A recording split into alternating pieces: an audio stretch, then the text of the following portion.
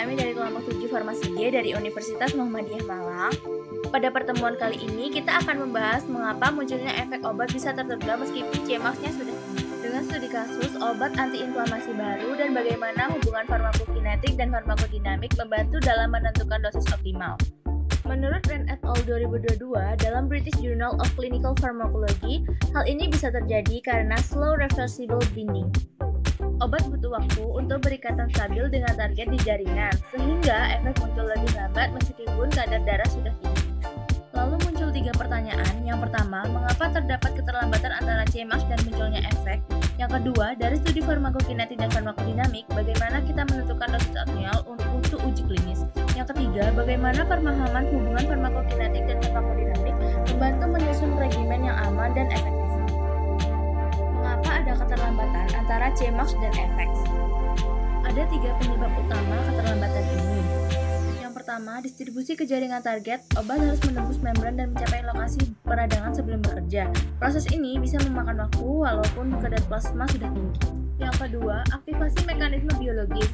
Obat antiinflamasi sering mempengaruhi mediator seperti sitoksin, COX, atau prostaglandin. Penghambatan enzim dan modulasi respon imun butuh waktu. Yang ketiga, efek residu dan keterikatan target. Kadang, efek muncul setelah obat mencapai keseimbangan di jaringan.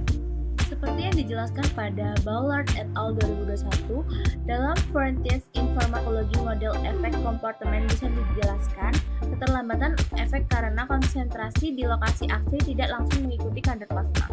Selain itu, Mu et al. 2024 dalam Journal of Agricultural and Food Chemistry menjelaskan bahwa pada agen inflamasi, delay onset sering muncul karena efek imunodulasi yang lambat pada tingkat sel dan jaringan. Menentukan dosis optimal berdasarkan studi farmakokinetik dan farmakodinamik. Untuk menentukan dosis optimal, kita tidak hanya melihat kadar puncak obat, tapi hubungan antar eksposur dan respon. Langkah-langkahnya antara lain, yang pertama, identifikasi parameter utama seperti Cmax, Tmax, AUC dari farmakokinetik, dan Emax serta EC50 dari farmakodinamik. Yang kedua, bangun kurva konsentrasi efek, exposure, response jika Emax mencapai pada konsentrasi lebih rendah dari Cmax. Dosis bisa diturunkan untuk menghindari toksisitas tanpa mengurangi efektivitas. Yang ketiga, gunakan model farmakokinetik dan farmakodinamik simulatif. Model ini memperkirakan berapa dosis dan interval pemberian terbaik untuk menjaga konsentrasi efektif secara stabil. Seperti yang dijelaskan Palmer et al. 2022 dalam Frontiers in Pharmacology, hubungan farmakokinetik dan farmakodinamik membantu mengoptimalkan exposure, respon, dan mencegah under atau overdosing.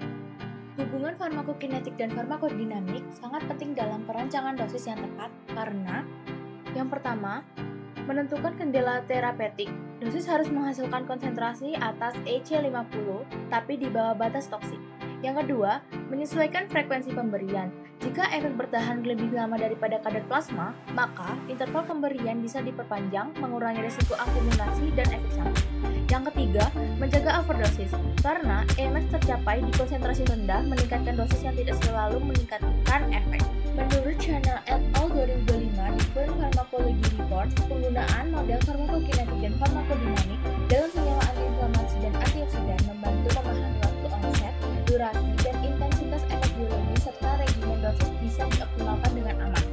Kesimpulannya, Cmax tidak selalu berarti efek langsung. Keterlambatan antara konsentrasi puncak dan efek muncul karena faktor distribusi, mekanisme biologis, dan keterikatan target. Dengan memahami hubungan farmakokinetik dan farmakodinamik, kita bisa menentukan dosis optimal